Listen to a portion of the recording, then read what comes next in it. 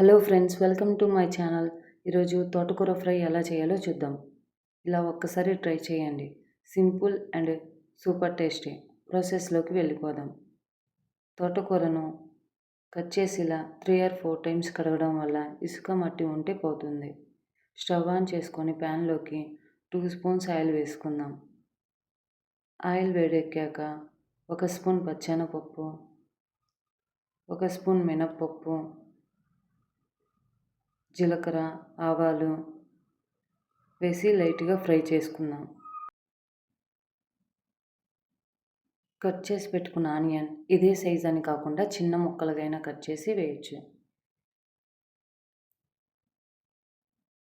కొంచెం ఫ్రై అయ్యాక కట్ చేసి పెట్టుకున్న పచ్చిమిర్చి, చిన్నుల్లిపాయలను కూడా వేసి కలుపుకుందాం. కొంచెం కరివేపాకును కూడా వేసి గోల్డెన్ కలర్ వచ్చే వరకు ఫ్రై చేసుకుందాం.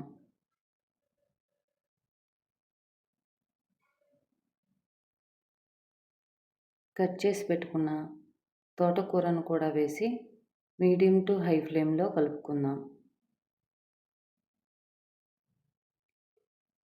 ఇలా 5 మినిట్స్ ఆయిల్లోనే వేగనిద్దాం.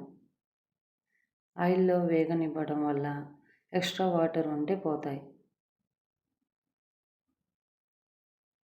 కొంచెం వేగిన తర్వాత ప్లేట్ పెట్టుకుని 2 మినిట్స్ మగ్గనిద్దాం.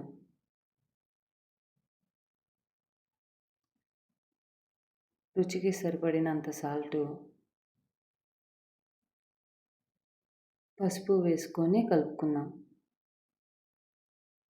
ప్లేట్ పెట్టుకొని మధ్య మధ్యలో చూసుకుంటూ కారం తయారు చేసుకుందాం. 8 చిన్నుల్లిపాయలు రెబ్బలు, కొంచెం కరివేపాకు, 1 స్పూన్ జీలకర్ర, రుచికి సరిపడినంత కారం వేసి బ్లెండ్ చేసుకుందాం. దంచుకుంటే టేస్ట్ ఇంకా బాగుంటుంది. ఫ్రైలోకి వేసి అంతా బాగా కలిసేటట్టు కలుపుకుందాం.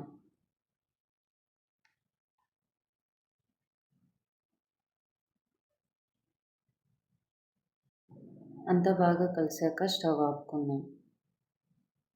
అంతేనండి, సింపుల్ తోటకూర ఫ్రై. చపాతీలోకైనా రైస్లోకైనా టేస్ట్ బాగుంటుంది. మీరు కూడా ట్రై చేసి ఎలా కుదిరిందని కామెంట్ చేయండి.